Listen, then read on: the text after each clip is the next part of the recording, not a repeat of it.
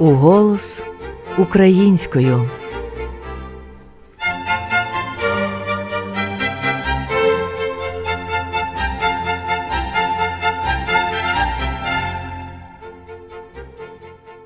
Вітаю усіх, хто мене зараз чує. Ви слухаєте радіоканал К. Біля мікрофону Вікторія Сергієнко з передачею «Уголос українською».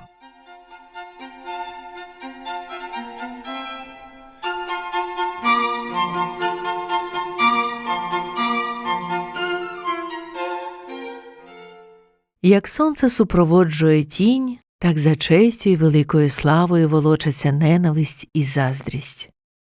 Ці слова, сказані 16 жовтня 1688 року, належать Івану Мазепі, видатному українському військовому, державному і політичному діячеві, гетьману війська Запорізького, який робив перші державотворчі кроки на шляху до незалежності України. Гетьман Іван Мазепа є однією з найбільш величних, трагічних та суперечливих постатей в історії України. Впродовж свого життя він зазнав чимало запаморочливих злетів та карколомних падінь. Постійно був у боротьбі. Його особа оспівана багатьма творами світових геніїв, видатних літераторів, кінематографістів, композиторів, живописців, а також оповита легендами, плітками і чутками. Його життєпис вивчали не лише українські історики, а й закордонні дослідники. Благодійність Мазепи, до речі, за масштабами досі ніким не перевершена, була лише частиною великих діянь гетьмана як видатного державного мужа. Головні зусилля Івана Мазепи були скеровані на перетворення України в державу тогочасного європейського типу з усіма відповідними складовими: формуванням високоосвіченої аристократії як опори держави, проведенням розумної економічної політики, розбудовою української церкви, піднесенням і розквітом української культури в усіх галузях – освіті, науці, літературі та мистецтві, відродженням Києва як стародавньої столиці української держави. Україна завжди прагнула бути вільною. Ці слова Вольтера присвячені Івану Мазепі. Прагнучи до автономії України від Росії, під час Північної війни 1709 року він перейшов із частиною свого війська від російського самодержця Петра І на бік шведського короля Карла XII, а після поразки у Полтавській битві 1709 року змушений був полишити Україну і поселився у Варниці Молдовського князівства Османської імперії, де й провів останні місяці свого життя. Полтавська катастрофа зруйнувала плани Мазепи і його однодумців. І хоча у двобої з московським царем український гетьман програв, його ім'я в боротьбі з імперією стало для подальших поколінь величним символом прагнення незалежності. Він перед усім світом заманіфестував незламну державну волю української нації. Мазепа мав чітке переконання, що суспільство міцне своєю єдністю, готовністю всіх верств об'єднатися навколо спільних справ і насамперед навколо особливо актуальної тоді справи – обороноздатності. «У нас в Україні, – писав Мазепа 1707 року, – і начальні, і підначальні, і духовні, і мирські особи, подібно ріжним колесам, не перебувають в єдиномислі і згоді. Ті схиляються до протекції московської, другі – до турецької, третім смакує побратимство з татарами з вродженої антипатії до поляків». Славнозвісна дума гетьмана Мазепи «Всі покої щиро прагнуть», написана 1698 року, була документальною ілюстрацією цього стану України, поділеної між трьома чужими державами і трьома політичними орієнтаціями. На той час Мазепі було 60 років. Досвідчений державний діяч, один з найвидатніших людей тогочасної Європи. Це був підсумок не тільки його політичної філософії, але й його багатолітньої державно-політичної діяльності. І разом з тим це була перспектива і програма самого автора думи і цілого українства на майбутнє. Вся дума пронизана суворим, але бадьорим духом боротьби. Всі прагнули тоді в Україні спокою. Але гетьман Мазепа якнайкраще знав, що цей спокій настане тільки тоді, коли здійснений буде ідеал української національної і державної незалежності й соборності.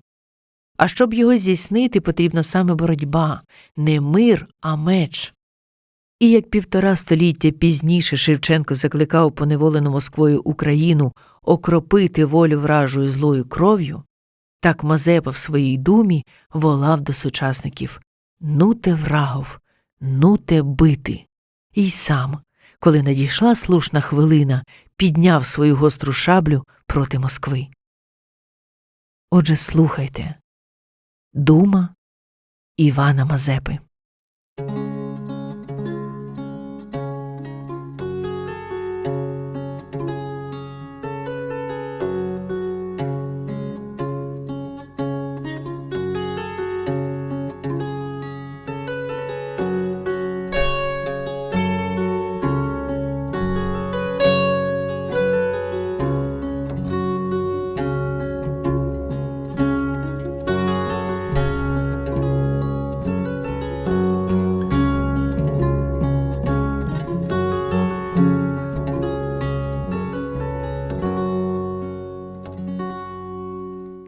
Всі покою щире прагнуть, а не в єден гуш всі тягнуть.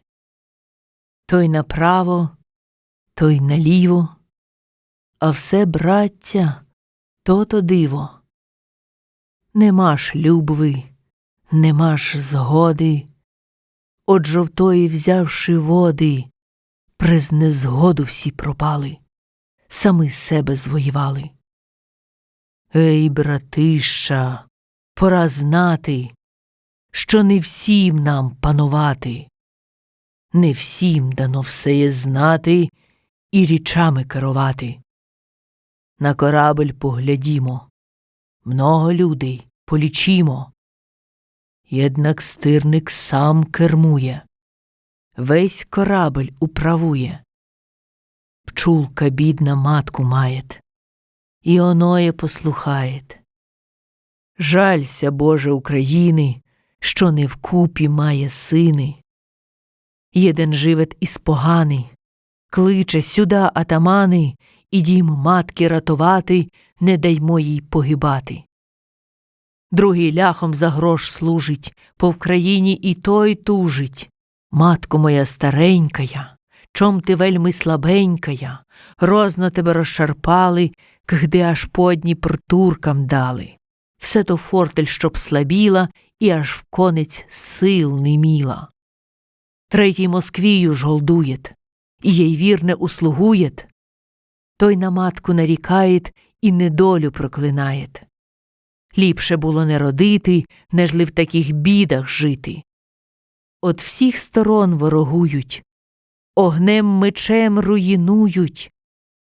От всіх нема ж зичливости, ані слушної учтивости. Мужиками називають, а подданством дорікають. Чом ти, братов, не учила, чом от себе їх пустила? Ліпше було пробувати, вкупі лихо одбувати. Я сам бідний не здолаю, хіба тільки заволаю. Ей, панове генерали, чому ж єсте так оспали? А ви, панство полковники, без жадної політики, озьмітеся всі за руки, не допустіть горкої муки, матці своїй больш терпіти. Нуте врагов, нуте бити!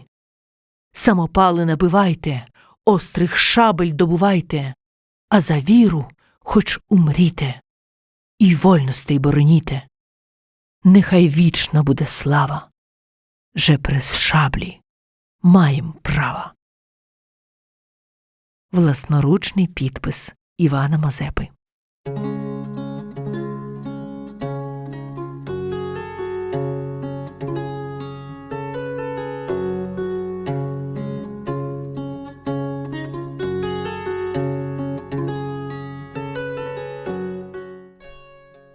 Іван Мазепа був молодим, вродливим, освіченим, спритним, красномовним, У додаток користувався близькістю до двору та довірою і прихильністю короля.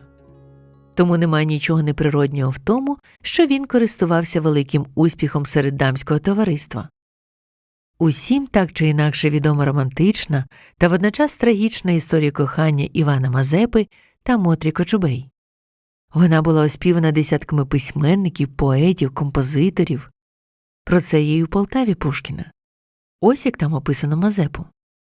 Старий він, змучений літами, війною, тяжкими трудами, та почуття киплять. І знов Мазепа відчува любов. Так переклали цей фрагмент Андрій Малишко та Максим Рильський. Але старезним старим у свої 65 років Мазепа аж ніяк не був.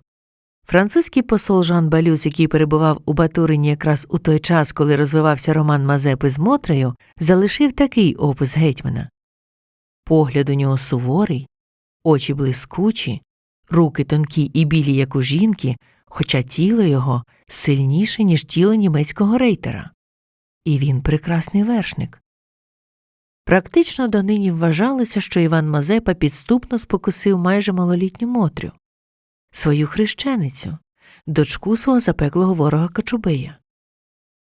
1704 рік. Їй 16, йому 65. Вони закохані одне в одного.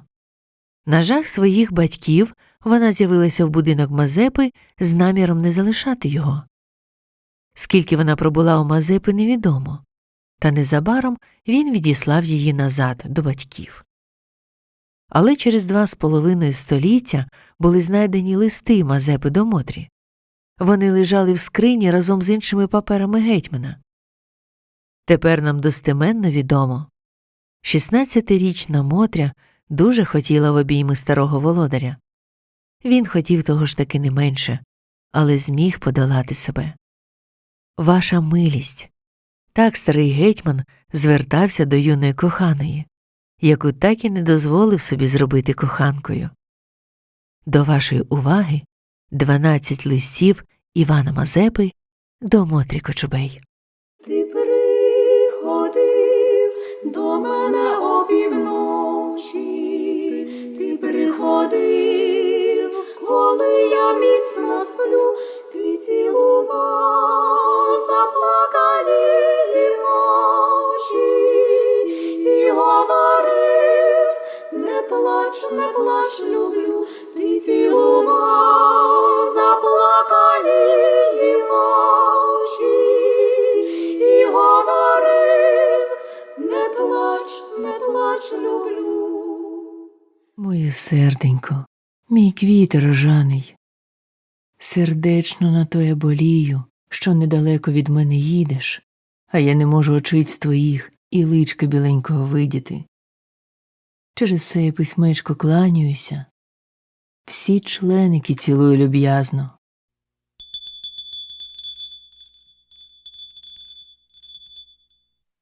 Моє серденько, зажурився я, почувши од дівки таке слово.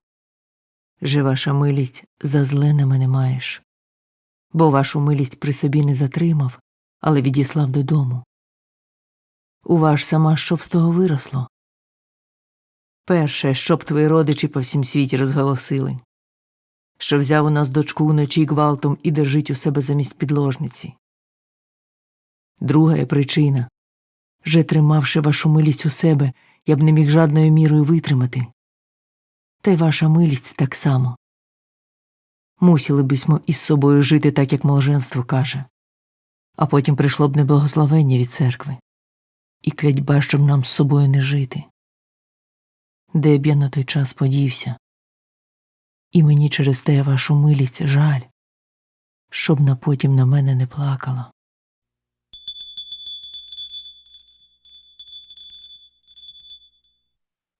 Моє сердечне кохання, прошу і вельми прошу, зволь зі мною обачитися для усної розмови.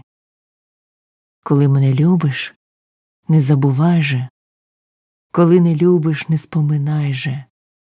Згадай свої слова, же, любить обіцяла, на що мені й рученьку біленькою дала. І повтори по стократне прошу, признач хоч на 1 минуту, коли маємо з собою видітися, для спільного добра нашого, на яке сама ж перед цим зволила була. А заки теє буде, прийшли намисто шиї своєї, прошу.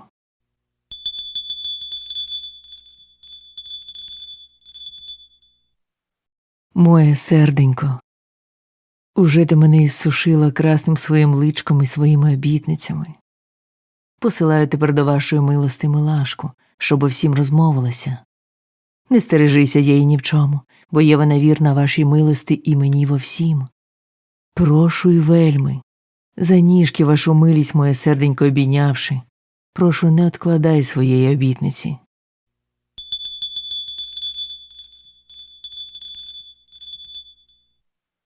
Моє серце коханеє, сама знаєш, як сердечно шалено люблю вашу милість, і ще нікого на світі не любив так. Моє б то щастя і радість, щоб нехай їхала та жила у мене. Тільки ж я уважив, який кінець того може бути, а завлаще при такій злості та заїлості твоїх родичів. Прошу, моя любонько, не одміняйся ні в чому, оскільки як уже непоєднократ слово своє і рученьку дала єсь. А я взаємно, поки жив буду, тебе не забуду.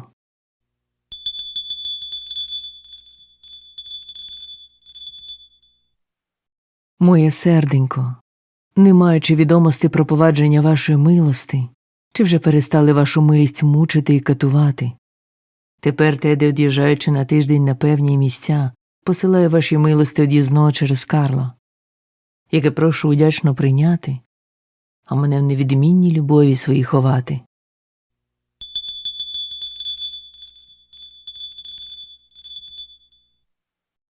Моє серденько, тяжко болію від того, що сам не можу з вашою милістю просторо поговорити, щоб не відраду вчинити вашій милости в теперішнім смутку. Чого ваша милість від мене потребуєш, скажи все сій дівці. В остатку, коли вони прокляті твої тебе цураються, іди в монастир. А я знатиму, що на той час з вашою милістю чинити. Чого потреба, і повтори пишу. Ознайми мене ваша милість.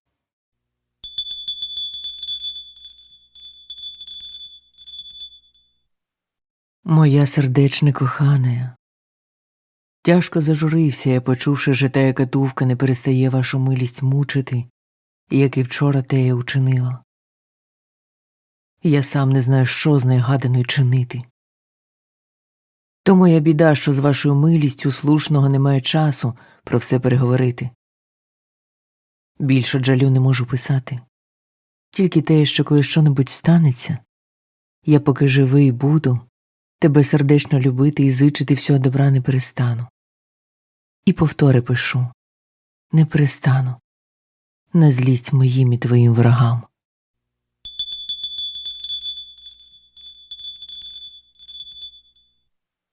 Моя сердечне кохане, бачу, же ваша милість у всьому відмінилася своєю любов'ю колишньою до мене.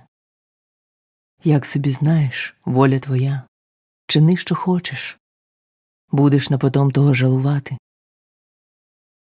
Пригадай тільки слова свої, які дала мені клятвою, в той час, коли виходила з покою мурованого од мене. Коли я дав тобі перстень діамантовий, над котрий найліпшого, найдорожчого у себе не маю. Же хоч сяк, хоч так буде, а любов може нам не одміниться.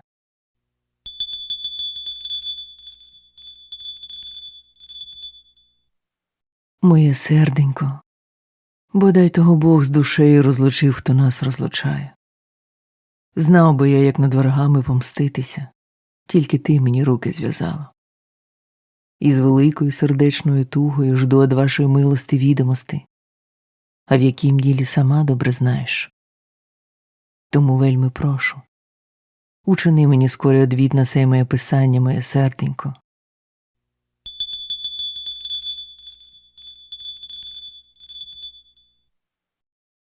Моя сердечно кохане, наймильша, найлюб'язніша Мотроненько, вперед смерти на себе сподівався, ніж такої в серці вашому одміни. Спомни тільки на свої слова, спомни на свою присягу, спомни на свої рученьки, котрі їй мені непоєднократ давала. Же мене, хоч будеш за мною, хоч не будеш, до смерти любити обіцяла. Спомни наостанок люб'язну нашу бесіду, коли ти бувала в мене на покою. Нехай Бог неправдивого карає, а я хоч любиш, хоч не любиш мене, до смерті тебе згідно слова свого, любити й сердечно кохати не перестану, на злість моїм ворогам. Прошую вельми, моє серденько, в будь-який спосіб побачся зі мною. Що маю з вашою милістю далі чинити? Бо вже більше не буду ворогам своїм терпіти, конечно відомсту учиню. А яку? Сама побачиш. Щасливіші мої письма, що в рученьках твоїх бувають, ніж мої бідні очі, бо тебе не оглядають.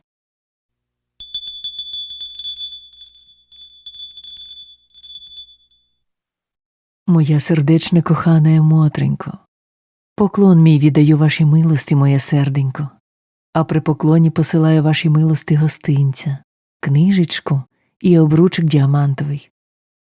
Прошу те завдячне прийняти, а мене в любові своїй неодмінно ховати, нім дасть Бог з ліпшим привітаю. Затим цілую уста коралові, ручки біленькі, і всі членики тільця твого біленького, моя любенько коханая.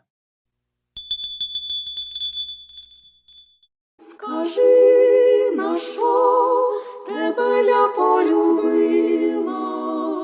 Скажи, на що повірила тобі, якби не ти сумна п'яна ходила, якби не ти не знала б я журби, якби не ти сумна п'яна ходила, якби не ти не знала б я журби.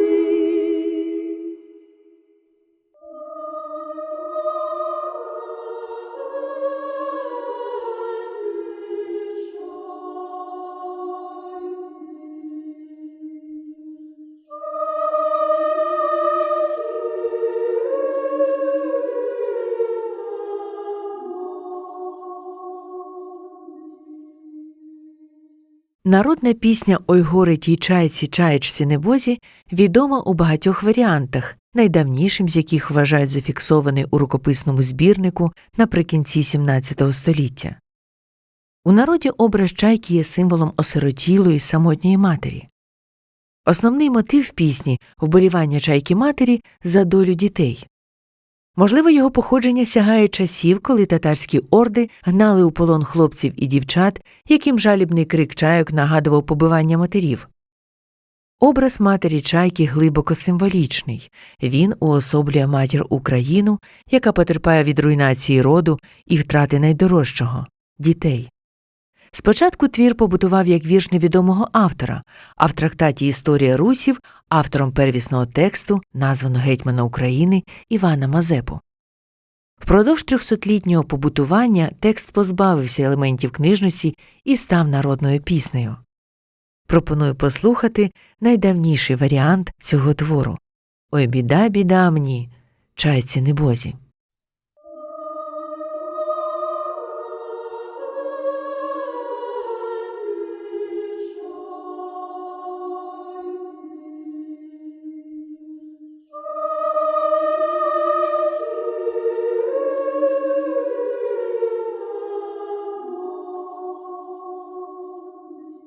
Ой біда, біда мені, чайці небозі, що вивела дітоньки при самій дорозі, а іще в зеленом житі. Где ж я маю діти, подіти? Призову я журавля к собі на пораду. Ах, мій милий братінку, дай же мені раду. Где ж я маю діти, подіти? Прийдеться преч полетіти. Як приспіють жито, треба дати мито. Где ж я маю взяти? Діток будуть брати. Где ж мені діти, подіти? Прийдеться преч полетіти. Не журися, сестра моя любимая. За ким то приспіє, Бог старання міє. Же твої малі діти будуть, як орли летіти. Коби ж то, братінку, була правда твоя, щаслива би була, брате, мова тая. Же б мої діти малиє, от женців були цілиє. Чому ж бо ти, сестро моя, барзо крикливая? Ой, хто йде, не минаєш, помагай Бог даєш. Кийки, кийки, кийки звиклись кричати. Як маєш діти сховати? Трудно ж бо мені, братінку, натуру згубити. Хоча й би ти перестав тої говорити, то я діток остерігаю, коли кики, кики, та й вийкаю. Лиха собі знаєш, як остерігати. Треба тихо сидіти, хочеш діти міти. А то стрижено голено будет, натура вовка в ліс ведет. Ой, глядиш ти, губатий, журавлю горбатий, сам себе самого, не життя мого. А то є ще й досаждаєш, жалю мені больше додаєш. Ах, вже приспівает, мені жалю додаєт, єще ж мої діти не можуть летіти. Где ж маю діти подіти? Прийдеться преч полетіти. Ах, вже пожовтіло, подобно приспіло, зараз будуть жати, діти забирати. Где ж маю діти подіти? Прийдеться преч полетіти. Ой, там, там, там, ні чаїнки, ні діточок є я, тілько же пір'я із діточок є я. Плач, плач по чаїнці, журавлю, плач, не вдавайся в велику розпач. Не буду я плакати по такої злої сестрі. Же мя не слухала, весь дом загубила, і сама марне згинула, же на світі безумне жила.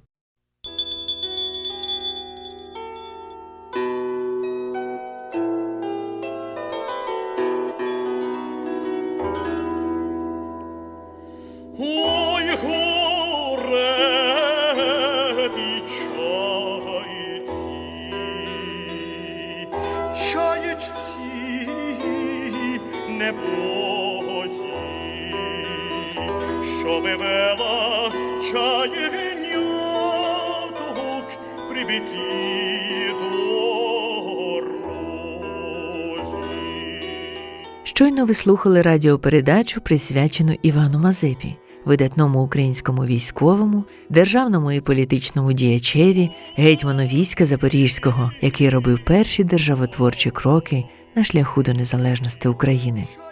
Більше інформації, а також відеоформат цієї радіопередачі у супроводі субтитрів різними мовами ви знайдете на YouTube-каналі та Facebook-сторінці «Уголос». Пам'ятаємо, говорити українською у голос – це найкращий спосіб виказати свою солідарність і повагу Україні і українцям. Пізнаваймо, вчімо і удосконалюємо українську мову. Українська – це просто, красиво, модно і в тренді. Ви слухали радіоканал К. Біля мікрофону була керівник благодійної організації Міжнародний культурно-просвітницький фонд «Уголос» Вікторія Сергієнко зі своєю передачею «Уголос українською». Дякую, що слухали. До наступних зустрічей. На все добре. Верніть моїх чаєняток, бо лихо вам буде.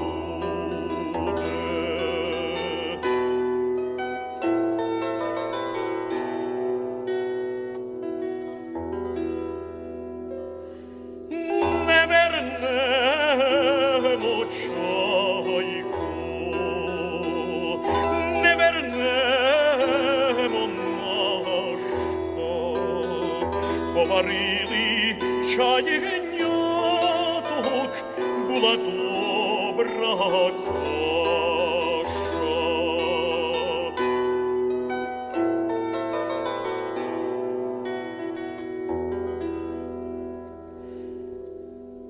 Бодай ви, чумаки,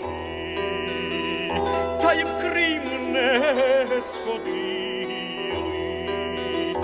як ви моїх малих діток з кашею зварили,